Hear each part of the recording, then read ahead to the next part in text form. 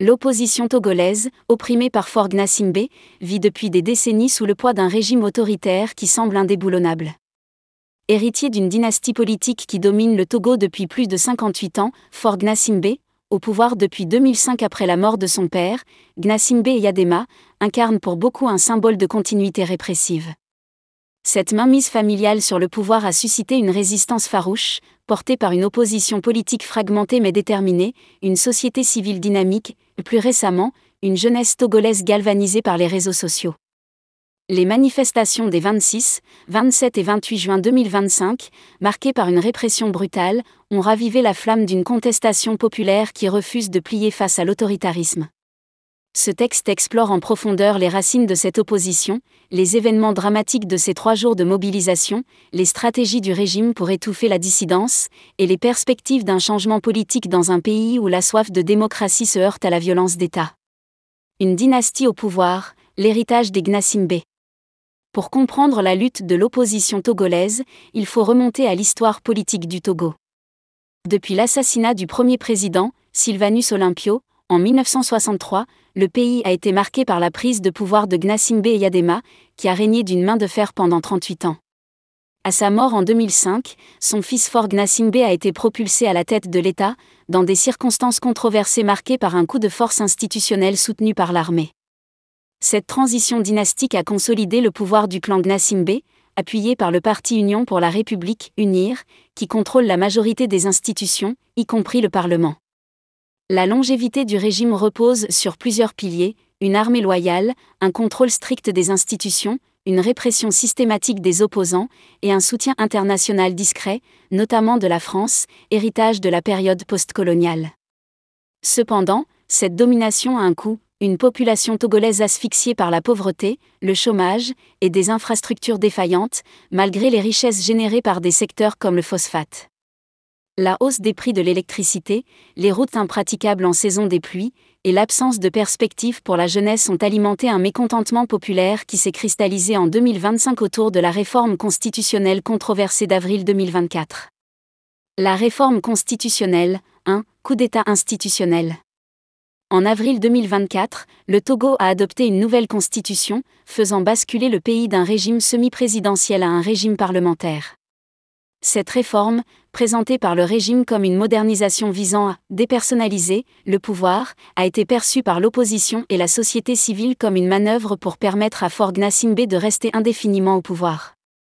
Désormais, le président de la République est élu par les députés, et non plus par suffrage universel direct, et Faure Gnassingbé a été nommé président du Conseil, une fonction exécutive sans limitation de mandat. Cette réforme a été qualifiée de « coup d'État institutionnel » par les opposants, qui y voient une stratégie pour contourner les aspirations démocratiques du peuple togolais. Cette modification constitutionnelle a ravivé les tensions dans un pays où les manifestations sont rares depuis l'interdiction des rassemblements publics en 2022, après une attaque meurtrière au Grand Marché de Lomé. L'opposition, menée par des partis comme l'Alliance nationale pour le changement, ANC, et les Forces démocratiques pour la République, FDR, ainsi que des organisations de la société civile comme le Front citoyen Togo Debout, a dénoncé cette réforme comme une atteinte à la souveraineté populaire.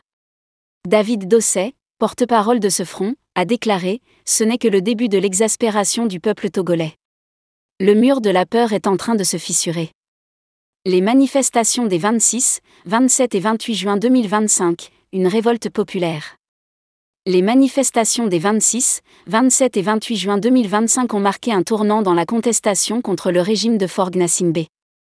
Lancées par des appels sur les réseaux sociaux, notamment par des influenceurs et artistes de la diaspora comme Zaga Bambo, ces mobilisations ont été portées par une jeunesse togolaise lassée de la répression et des injustices. Contrairement aux manifestations de 2017, orchestrées par des partis politiques comme le Parti national panafricain, PNP, de Tikpi Hatchadam, celles de 2025 se distinguent par leur caractère spontané et décentralisé, reflétant une nouvelle dynamique contestataire.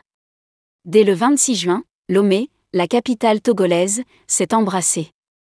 Des barricades de pneus et de bois ont été érigées dans plusieurs quartiers, notamment à Baie, à Dakpamé et à Didogomé. Les manifestants, parfois réunis par dizaines, scandaient des slogans exigeant la démission de Faure Gnassingbé et la fin de la « dictature dynastique ». Cependant, la réponse des autorités a été implacable, un important dispositif policier, appuyé par des miliciens en civil armés de matraques et de fusils, a été déployé pour réprimer les rassemblements. Des gaz lacrymogènes ont été utilisés pour disperser les foules, et des vidéos circulant sur les réseaux sociaux ont montré des abus présumés par les forces de l'ordre, y compris des passages à tabac et des intrusions dans des domiciles privés. Le bilan de ces 3 jours est tragique.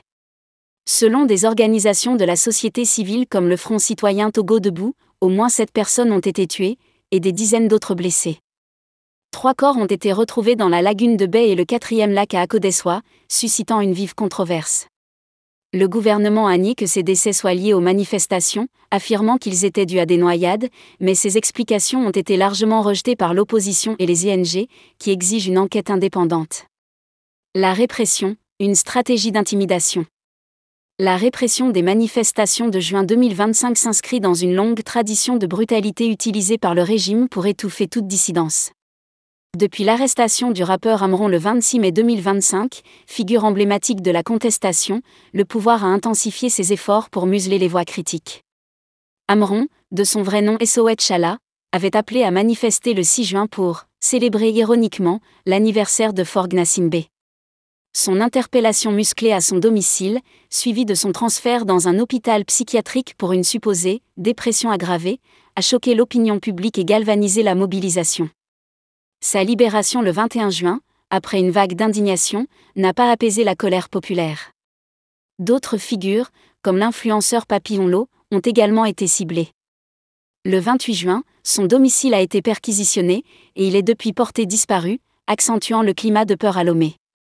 Des journalistes couvrant les manifestations ont été arrêtés et forcés d'effacer leurs images, tandis que les médias internationaux RFI et France 24 ont été suspendus pour 3 mois, accusés par la Haute Autorité de l'Audiovisuel et de la Communication, HAC, de diffuser des propos inexacts.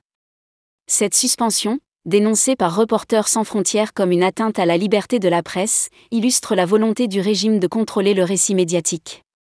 Les organisations de défense des droits humains, comme la Ligue togolaise des droits de l'homme, ont condamné l'usage disproportionné de la force. Emmanuel Sogadji, coordinateur de l'équipe de monitoring de cette organisation, a déclaré « La force employée pour réprimer les manifestations n'a pas été proportionnelle à celle déployée par les manifestants ». Amnesty International a également appelé à une enquête sur les allégations de torture contre des manifestants arrêtés les 5 et 6 juin, accusation que le gouvernement a rejetée, affirmant n'avoir reçu aucune plainte officielle. La réponse de l'opposition et de la société civile. Face à cette répression, l'opposition togolaise, bien que fragmentée, a tenté de maintenir la pression sur le régime. Lors d'une conférence de presse le 12 juin 2025, des partis comme l'ANC et les FDR, aux côtés d'organisations de la société civile, ont exigé la démission immédiate de Forg Nassimbe, affirmant qu'il doit rendre le pouvoir au peuple à qui appartient la souveraineté nationale. Nathaniel Olympio, président du Parti des Togolais, a dénoncé une gouvernance de la peur et prédit que la répression pourrait conduire à une explosion sociale si le régime ne change pas de cap. Le Front Touche pas à ma constitution a également condamné les arrestations massives des 5 et 6 juin, qualifiant la répression de signe d'un pouvoir aux abois. Sambirini Targone, coordinateur de la dynamique pour la majorité du peuple, a critiqué le bilan économique et social du régime, soulignant les 15 000 milliards de francs CFA dépensés et une dette de 4 000 milliards sans résultat tangible pour la population. Cependant, l'opposition souffre d'un manque de cohésion et de relais internationaux. Contrairement aux manifestations de 2017, qui avaient mobilisé des milliers de Togolais et attiré l'attention de la communauté internationale, celles de 2025 restent largement portées par une jeunesse désorganisée et des influenceurs, ce qui limite leur impact politique. La Communauté économique des États de l'Afrique de l'Ouest, CEDEAO, critiquée pour son silence, n'a émis aucune condamnation ni proposé de médiation, renforçant le sentiment d'abandon des manifestants. Une jeunesse en première ligne. Ce qui distingue les manifestations de 2025 est le rôle central de la jeunesse togolaise, née sous le régime de Forg Nassimbe et exaspérée par la stagnation politique et économique. Des figures comme Zaga Bambo, basée en France, l'opposition togolaise, opprimée par Forg Nassimbe, vit depuis des décennies sous le poids d'un régime autoritaire qui semble indéboulonnable. Héritier d'une dynastie politique qui domine le Togo depuis plus de 58 ans, Forg Nassimbe, au pouvoir depuis 2005 après la mort de son père, Gnassingbé Eyadema, incarne pour beaucoup un symbole de continuité répressive. Cette mainmise familiale sur le pouvoir a suscité une résistance farouche, portée par une opposition politique fragmentée mais déterminée, une société civile dynamique, et plus récemment, une jeunesse togolaise galvanisée par les réseaux sociaux. Les manifestations des 26, 27 et 28 juin 2025, marquées par une répression brutale, ont ravivé la flamme d'une contestation populaire qui refuse de plier face à l'autoritarisme. Ce texte explore en profondeur les racines de cette opposition, les événements dramatiques de ces 3 jours de mobilisation, les stratégies du régime pour étouffer la dissidence, et les perspectives d'un changement politique dans un pays où la soif de démocratie se heurte à la violence d'État. Une dynastie au pouvoir, l'héritage des Gnassingbé. Pour comprendre la lutte de l'opposition togolaise, il faut remonter à l'histoire politique du Togo. Depuis l'assassinat du premier président, Sylvanus Olympio, en 1963, le pays a été marqué par la prise de pouvoir de Gnassingbé Eyadema, qui a régné d'une main de fer pendant 38 ans. À sa mort en 2005, son fils Faure Gnassingbé a été propulsé à la tête de l'État, dans des circonstances controversées marquées par un coup de force institutionnel soutenu par l'armée. Cette transition dynastique a consolidé le pouvoir du clan Gnassingbé, appuyé par le parti Union pour la République, UNIR, qui contrôle la majorité des institutions, y compris le Parlement. La longévité du régime repose sur plusieurs piliers, une armée loyale, un contrôle strict des institutions, une répression systématique des opposants, et un soutien international discret, notamment de la France, héritage de la période postcoloniale.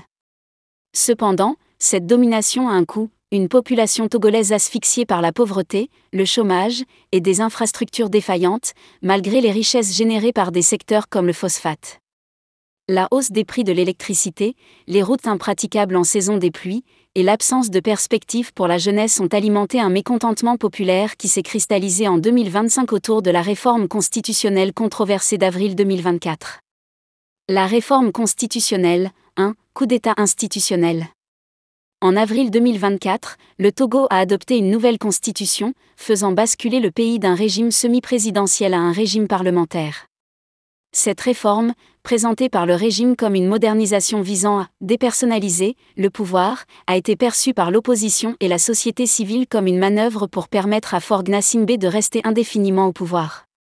Désormais, le président de la République est élu par les députés, et non plus par suffrage universel direct, et Faure Gnassingbé a été nommé président du Conseil, une fonction exécutive sans limitation de mandat. Cette réforme a été qualifiée de « coup d'État institutionnel » par les opposants, qui y voient une stratégie pour contourner les aspirations démocratiques du peuple togolais.